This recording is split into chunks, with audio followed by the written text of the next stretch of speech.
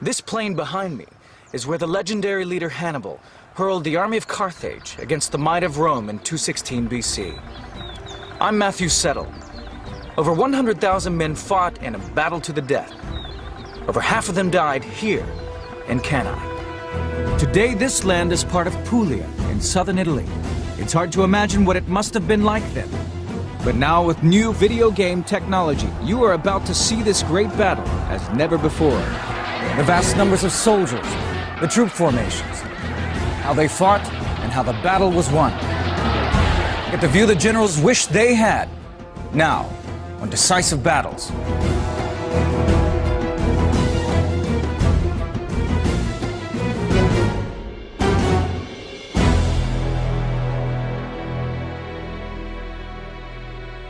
This is all that remains of the Roman town of Cannae. But 2,000 years ago, these fields saw Rome's mighty legions battle against one of the greatest military minds in history, Hannibal, commander of the armies of the great trading city of Carthage.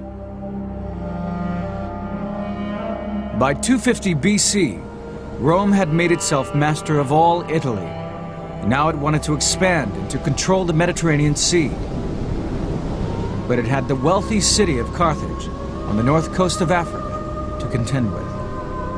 The problem wasn't that the Mediterranean was too small for two rival powers, but the problem was that Carthage had designs on Sicily and Spain, and Rome had designs on North Africa. For 24 years, the two great powers fought a bloody war for control of Sicily. Carthage was defeated and Rome imposed crippling terms for peace. Hamilcar, the Carthaginian general in Sicily, was furious. As sacrifices were being made to the gods, he brought his 9-year-old son to the altar and made him swear an oath, never to be a friend to the Romans. That young boy was Hannibal, and he never forgot his promise. When Hamilcar died, power passed first of all to his son-in-law, Hasdrubal, and then when Hasdrubal himself was assassinated, it passed to his son, Hannibal. Carthage is now in debt. It's got to pay the Romans off money every year. It's lost a lot of its territory, so they decide to create a very solid, very wealthy province in Spain, and also a very strong army. Rome was worried by the recovery of Carthage and was just waiting for an excuse to strike again at its old enemy. When Hannibal attacked a Spanish city loyal to Rome, they saw the perfect excuse to go to war. But Hannibal decided to attack first. Hannibal works out that the only way to defeat Rome is to go right to the center, to go to Rome itself, go to Italy, and beat the Romans there. Hannibal's strategy is one of the clearest cases in history of attack being the best form of defense. In 218 BC, he began his march north through Spain with an army of 100,000 men and 37 elephants. Then Hannibal did the unthinkable. He crossed the Alps into Italy in the dead of winter.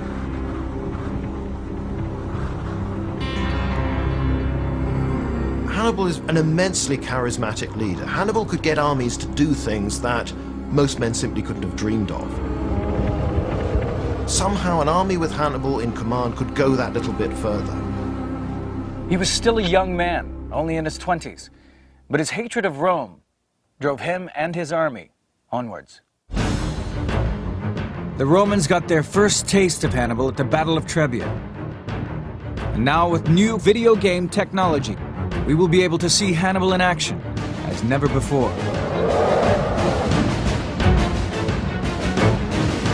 The importance of elephants shouldn't be underestimated. They were never used as pack animals, they were only used as weapons. And they were very important for his image. We know of coins that we still have, in fact, coins with the image of Hannibal on the one side and an elephant on the other. The Roman legions were crushed by Hannibal and his war elephants. The next year it was the same story. Rome sent a second army and suffered a second defeat at Lake Trasimene. Nothing, it seemed, could stop Hannibal.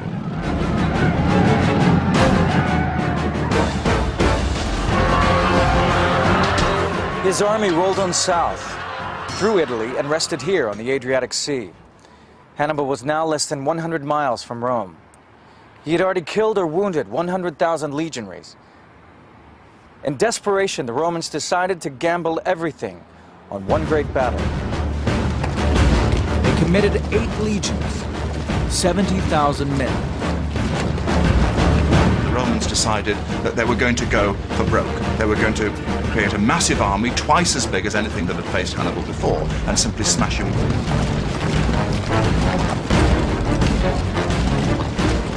On August 2nd, 216 BC, the huge Roman army met Hannibal, here, near the town of Cannas. It would be Hannibal's genius against overwhelming odds. It would be the bloodiest battle the ancient world had ever seen.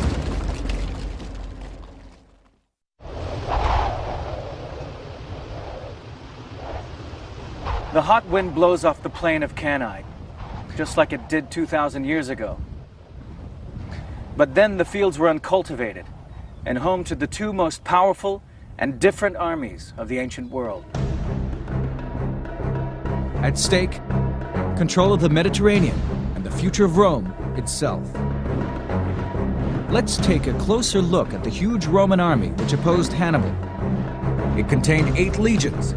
Each had up to 5,000 men, drawn into 3 lines, which were in turn divided into squares of infantry.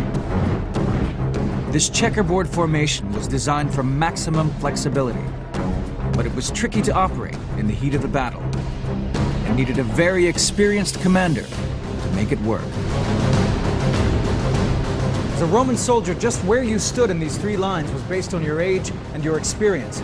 If you were around 17 to 25, you would take up position right here in the front rank. Here you would be in the thick of the action. As a raw recruit, you would become battle-hardened or die. If you survived to your mid-20s, then you would graduate to the second rank of experienced men at the peak of fighting fitness. And if you lived to be a grisly old veteran, you would find a home here in the 3rd rank.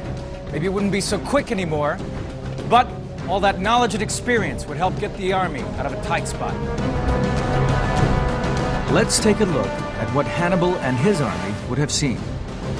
The skirmishers out in front act like a kind of curtain, making it difficult to work out just how the Roman troops are organized, how many there are.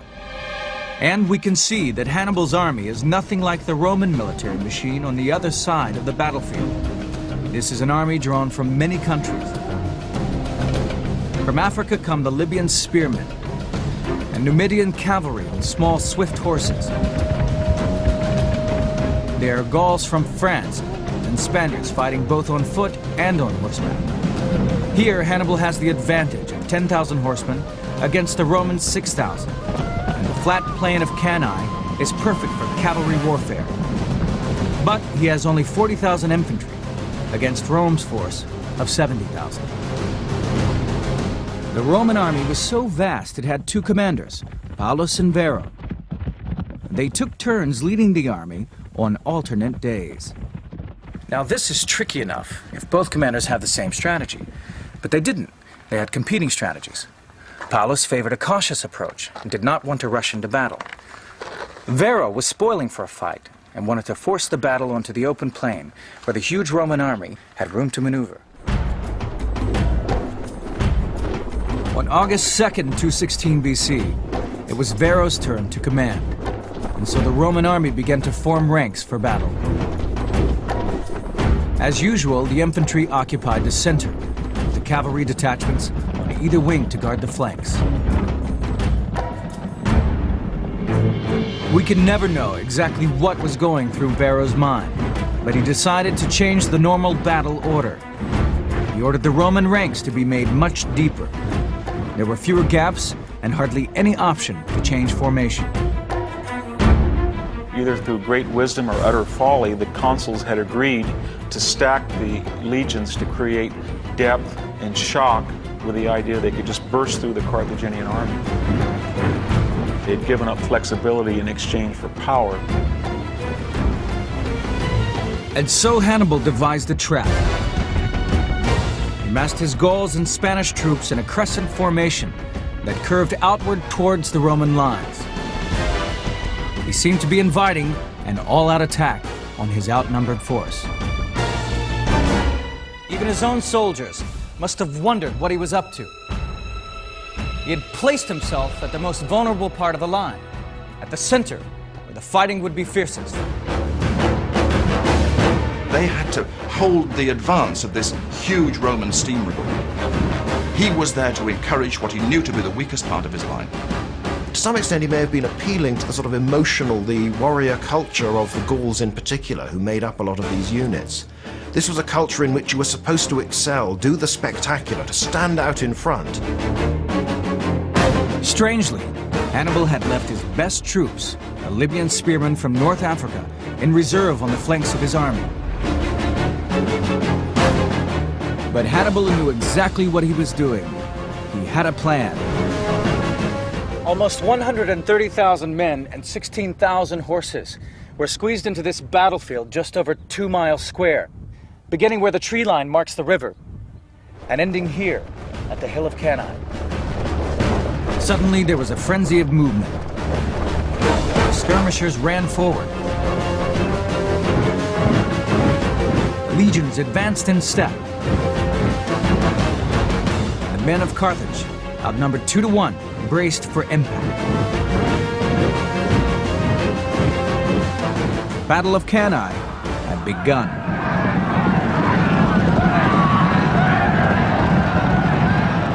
Hannibal sent his heavy cavalry straight for the Roman horsemen under Paulus.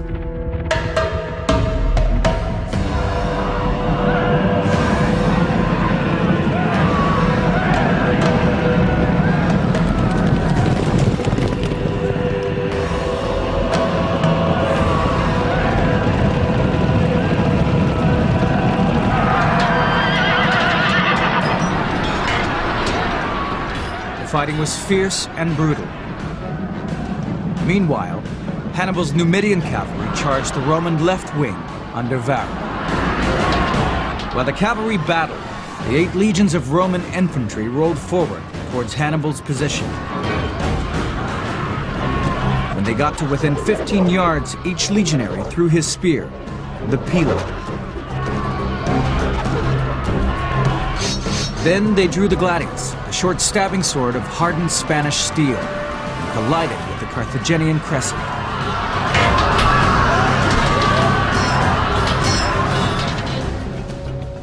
This is a replica gladius and shield. The shield was used for battering an opponent, quickly followed by a thrust. The shield alone weighs 22 pounds. So, in this heat with that sun and a full suit of armor, it's hard to imagine fighting for 4 minutes, let alone 4 hours.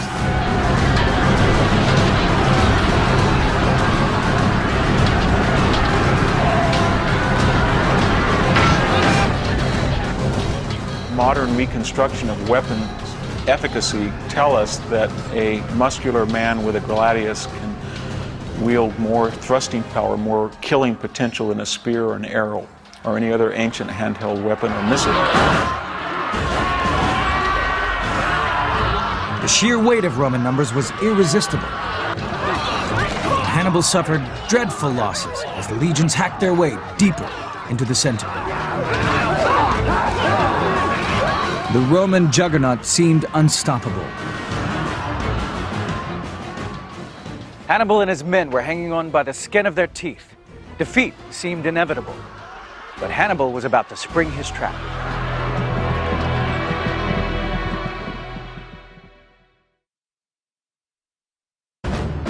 Carthage and Rome are fighting for supremacy in the Mediterranean.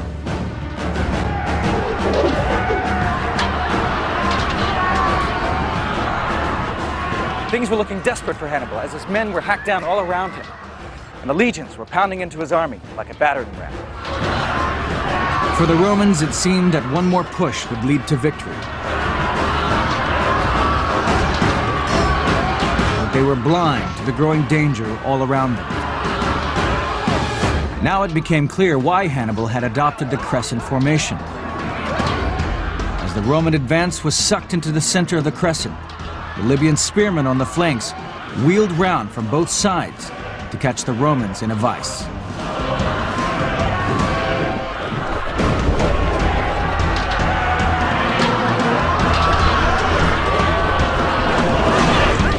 very center of this mob couldn't use their weapons. They were pelted by spears, javelins, stones, but they could not reply backwards. It was too compact, it was too tight.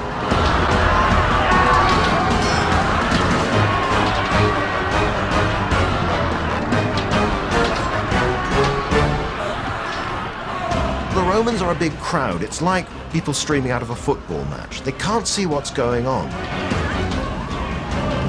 At that moment, Hannibal's cavalry smashed through the Roman horsemen on both flanks and began to move around behind the legions.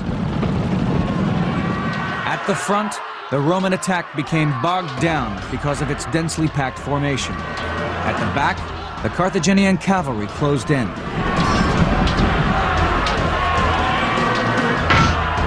The trap was sprung. The vast army of Varro and Paulus was completely encircled.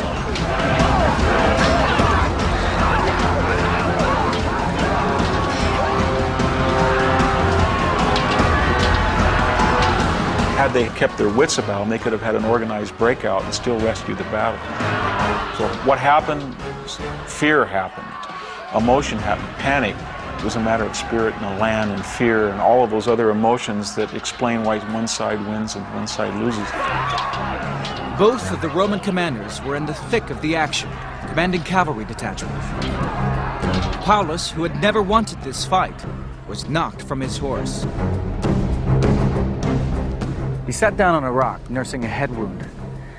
His officers urged him to leave, as Hannibal's army was just moments away. He refused, and seconds after they left, died in a hail of javelins. And Varro, who had been so keen for combat, he escaped back to Rome and was forgiven for his defeat. No matter how unwise Varro's decisions might seem in retrospect, to the Romans at least, they're not going to criticize him because the great trait of all Roman commanders is aggression. You gotta remember that at Cannae, what happened should not have happened. Military strategists could not envision that a numerically inferior army could surround in a concentric manner on both sides a numerically superior force. So the very idea that someone like Hannibal could pull that off was just audacious and should not have happened. By nightfall, Cannae was a field of blood and tangled limbs. The actual fighting had only taken 4 hours, but nearly 50,000 Romans and 10,000 Carthaginians were slaughtered. That's roughly 200 men each passing minute. Nearly 1/3 of all Roman senators, the men who governed Rome, lay slain or captured. This was the worst defeat ever suffered by Rome. Cannae seems almost the perfect victory. A smaller but much better army takes on a very big, very strong opponent, and on an open plain, there's no ambush, there's no surprise. Hannibal, just by using his own skill and the quality of his men, overcomes this greater army, and doesn't just overcome it, he virtually destroys it. News of the defeat terrified Rome. The city was now at Hannibal's mercy. But he refused to march on it. His generals just couldn't understand. The way was now open.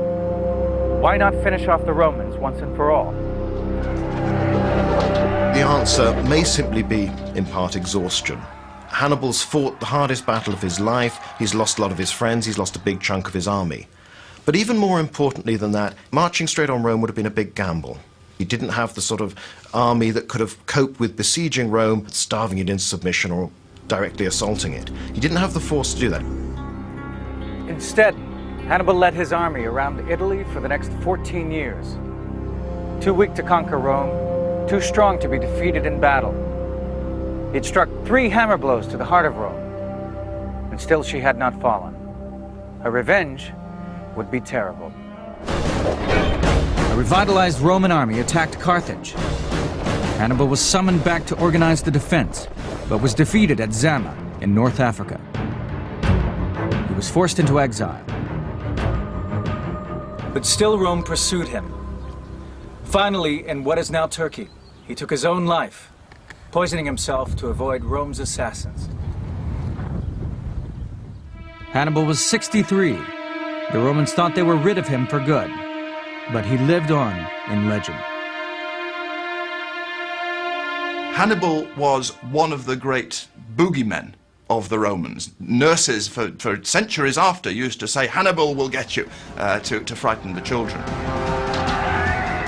It's a figure that enters deep into the Roman psyche, the big bad wolf type of thing.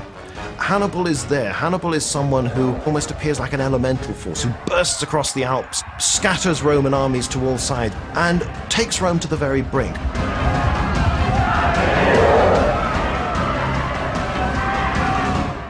Hannibal had kept his oath to his father and his gods, but in failing to destroy Rome, he succeeded in making it stronger. The Romans learned a bitter lesson and reorganized their armies. Within 50 years of Hannibal's death, they would wipe Carthage from the map, plow up the ground on which it stood, and sow the earth with salt. But they could not wipe out the memory of Cannae. Hannibal had written that in Roman blood.